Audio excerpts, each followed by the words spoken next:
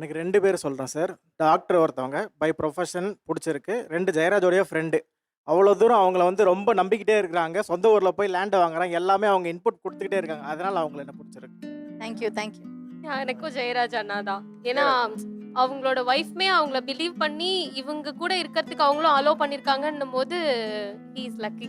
Sir இந்த doctor sir என்னுடைய பொண்ணு வந்து அவங்க பேசுகிற எல்லா விதத்தையும் பேஸ் பண்ணி எனக்கு 2 பொண்ணுங்க சார். ஸோ அதில் அவங்கள மாதிரி உருவாகணும் என் பொண்ணுங்க அப்படின்னு நான் நினைக்கிறேன் சார். இங்க இருக்க எல்லாருமே ஒரு சொல்ற விஷயம், இவங்க தப்பா இருக்கலாம், அவங்க தப்பா இருக்கலாம்.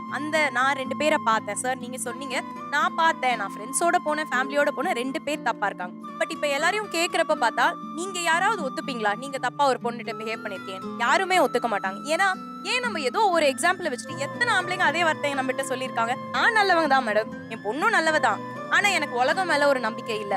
அந்த ஏதோ ஒரு இடத்துல நடக்கிற விஷயத்தினால நம்ம என்ன பண்றோம், எல்லாரையுமே அப்படி நினைச்சுக்கிறோம். ஆக்சுவலி பிராக்டிகலி முக்காவாசி பேர் நிதர்சனமா பிராக்டிக்கலா எல்லாரும் இருக்கவங்க அப்படி நினைக்கிறது கிடையாது. தப்பான எண்ணத்துல பழகணும். நீங்க சொல்ற மாதிரி டேட்டிங் ஆப் அதுக்கேத்த மாதிரி தனியா இருக்கு.